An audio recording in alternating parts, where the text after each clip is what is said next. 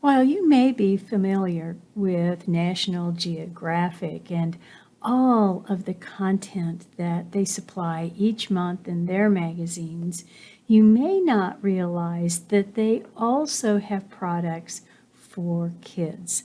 And so today we are going to look at National Geographic Kids. Hi, I'm Terry, one of the Consumer Technology Specialists for Mid-Continent Public Library.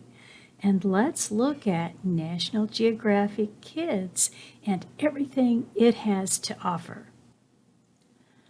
To get started, you want to go to the browser of your choice and open it. And then you will want to type in that address bar mymcpl.org and press enter. You will first of all notice in the upper left that there's this great colorful logo, and then what we want to do is go to the right and find Research and Learning. Once you find Research and Learning, you'll want to click on that link, and that takes you to a place where you can see some pictures in the lower right.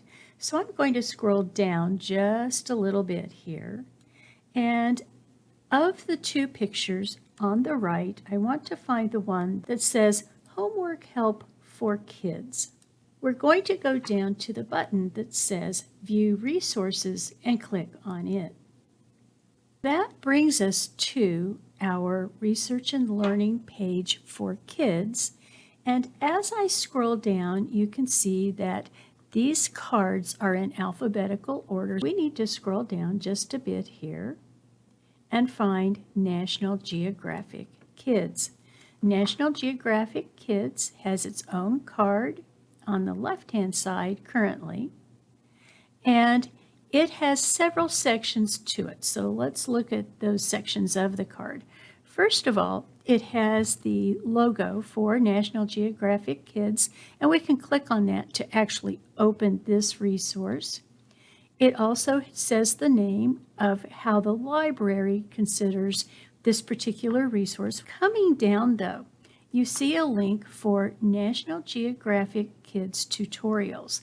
These are really short videos. There's only 2 currently, and they don't last more than 5 minutes total, but they give you an overview of what you might be able to do. And then below that, we can see that we can even get more information about this resource. So let's look at more information first. We'll click on that.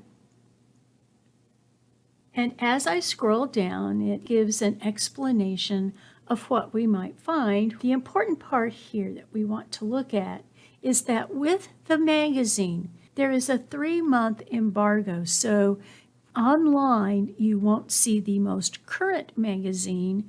You'll see a lot of the previous magazines. Well, from here, we can simply go to National Geographic Kids, or we can go back to where we were, and we can click on the logo for National Geographic Kids, and either way works just fine. We can see that there's the Kids magazine. There are books. There are videos. And scrolling on down is pictures. Each one of these categories, if you look at the lower right, says that there are more pictures, for example, more videos, more books. And as I scroll up, more kids' magazines. Let's look in the upper right of this home page, and you'll see that there is a small toolbar. Now, these tools are not available everywhere you go. So first of all, we have sound off right now, but I can turn sound on. We also then can explore topics. We can browse the magazines. We can look at our search history, and we can get a link that we can copy and then paste someplace else. Well, let's now go to the lower right where we saw that we could go to More Kids magazines and spend some time looking to see how the magazines are organized, because that is exactly the way the other resources are organized as well. So we'll go to More Kids magazines, and then starting in the upper left, first of all, we could create a search if we wanted to do that. And we'll even look at the idea of an advanced search a little later. And then below that, in the gray, it tells us that we are definitely in the kids' magazines. And right now, we're seeing all content types. So to the right of that, it shows that we have kids' magazines, and there's over 3,000 of them that we could explore. There are over 700 books currently.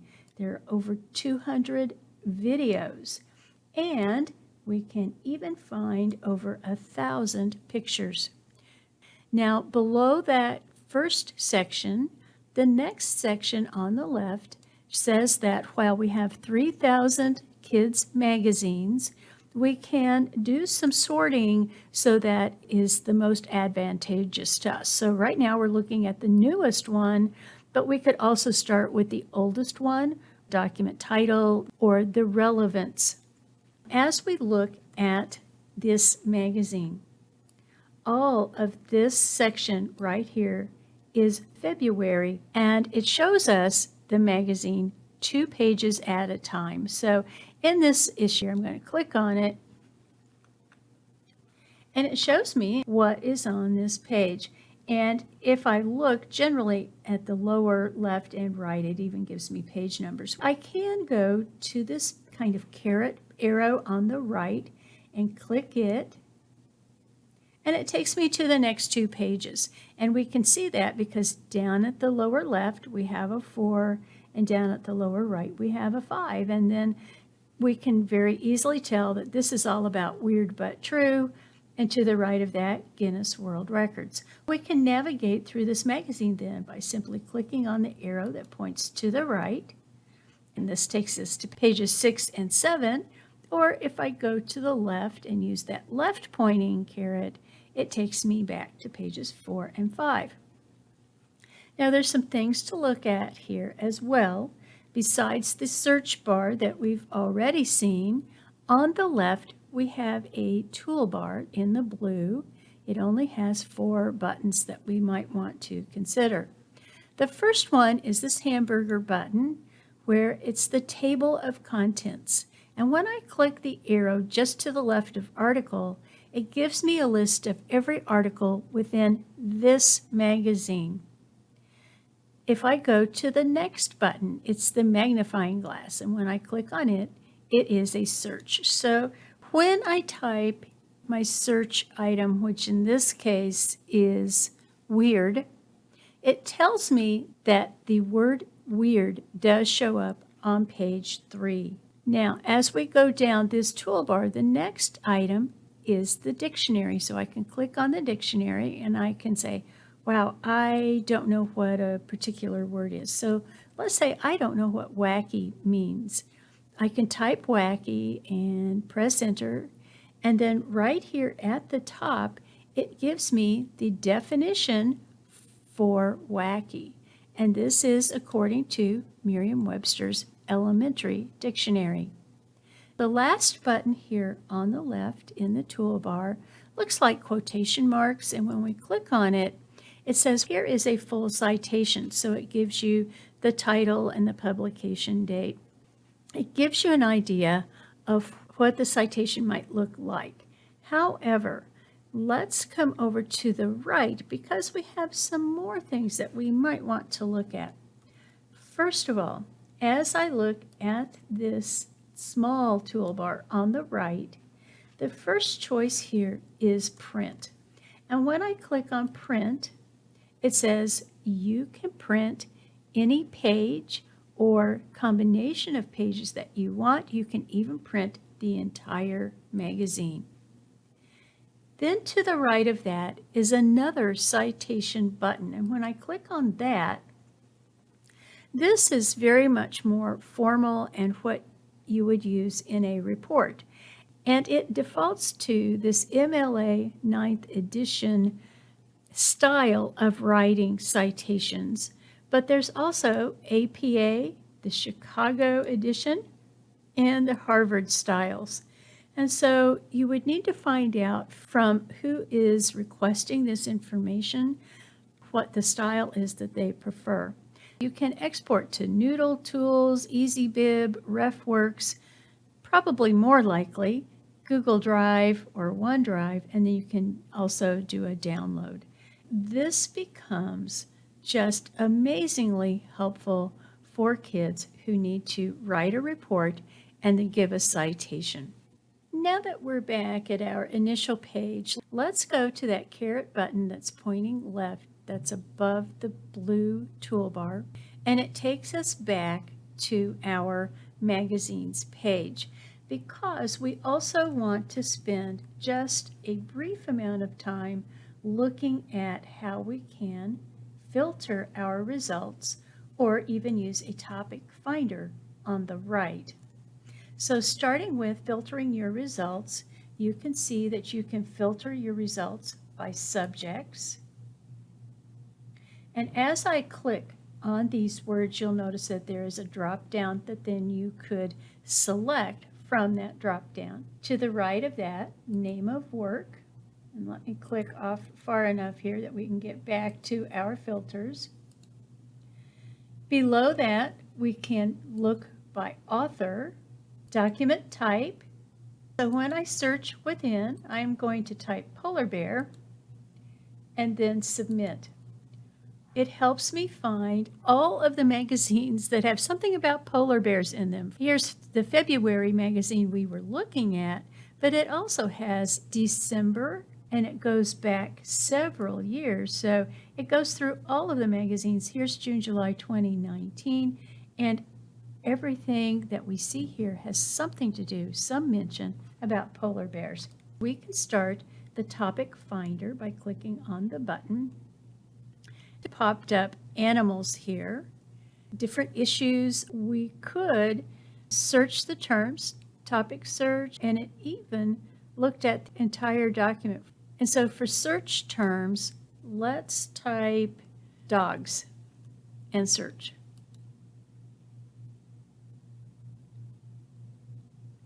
And we get different tiles based on dogs and where we might find them. So for example, we might find dogs just under the general title of pets. There's something about Guinness World Records, for example, or there are specific issues or animal behavior. These are different ways to find different pieces of information about dogs, and the larger the tile here, the more information you might be able to find. But above the image here that has all of our tiles, we can not only visualize by tiles, but we can also visualize by a wheel.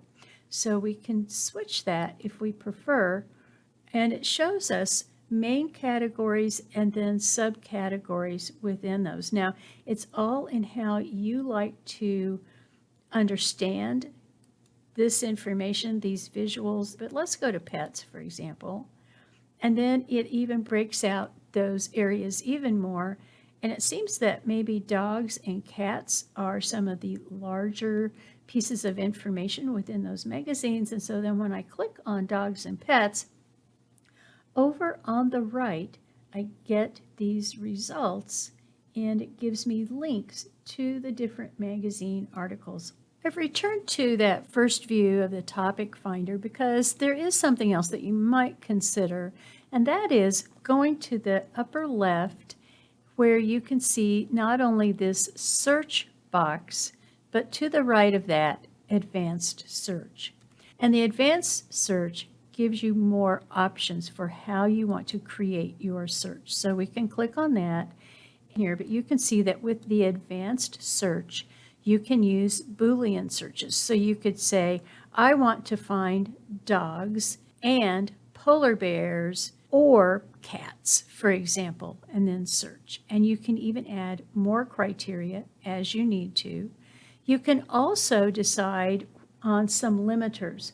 So for example, you might say, well, I want to have these articles only within a certain date, or by content type, or by document type. And with document type, it really means, do I want photographs, articles, biographies, excerpts, images, letters to the editor, novels, photographs, recipes? There are all sorts of options here that help you do an advanced search and find precisely what you are looking for. There are two other things that I do want to point out. First of all, in the upper left where it says Gale presents Nat Geo Kids, if you were to click on Nat Geo Kids, it takes you back to this home page, which is a really great help in navigating this particular website. Also, on the right at the top, you have the option to sign in with Google or a Microsoft account. It can be a very great help to sign in and use an account so that you keep your information all together within the Nat Geo resource. So just a reminder that Nat Geo Kids not only has kids magazines, but it also has books. When I go to more books, you can see that it is set up exactly the same way. Now there is one other way to get back home, and that is in that gray bar kind of at the top. It even says that right now I'm on books, but here is home. And so another way to find home is to simply look at the breadcrumbs and use the breadcrumbs to navigate within the website. And as we come down to videos and go to more videos, there's all sorts of interesting information here. But again, I can go to the upper left right below the search bar and use the breadcrumbs to navigate back home. And then as I come down, there are also a lot of different pictures. When we click on more pictures, again, use the filter, use the search or the advanced search to find the pictures that you want. Also notice that there is navigation at the bottom of the page as well. And then again, in the upper left, you can always find those breadcrumbs, then go back to home. And that is Nat Geo Kids. We premiere new videos every Wednesday and Friday at 1 o'clock. If you miss a video premiere, you'll still be able to find it later when it's convenient for you. You can find us on Facebook at MCPL 360, and you can find us on YouTube by going to our MCPL MO channel.